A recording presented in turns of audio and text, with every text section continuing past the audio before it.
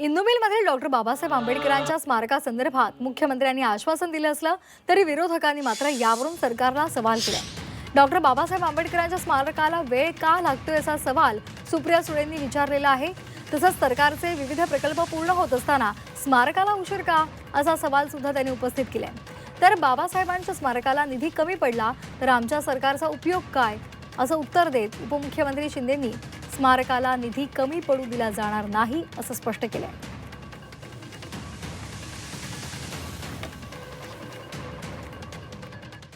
मला कळत नाही ते करण्यासाठी इंदू मिलची जी जागा दिली त्याच्यानंतर हे स्मारक करायला एवढा उशीर का होतोय याचं उत्तर मोठे मोठे रस्ते इन्फ्रास्ट्रक्चर प्रोजेक्ट्स यांचे होतात, पण हे स्मारक जे आपल्या सगळ्यांचं श्रद्धेचं स्थान आहे, आस्थेचं स्थान आहे, ते का पूर्ण होत नाहीये आणि याचं उत्तर खरं तर महाराष्ट्र सरकारला द्यावं लागेल। बाबासाहेबांच्या स्मारकाला निधी कमी पडला तर आमच्या सरकारचा उपयोग काय? त्यामुळे बाबासाहेबांच्या घटनेच्या आधारावर देशाचा कारभार चालतो। देशाचे प्रधानमंत्री नरेंद्र मोदीजी तो कारभार पुढे नेत आहेत।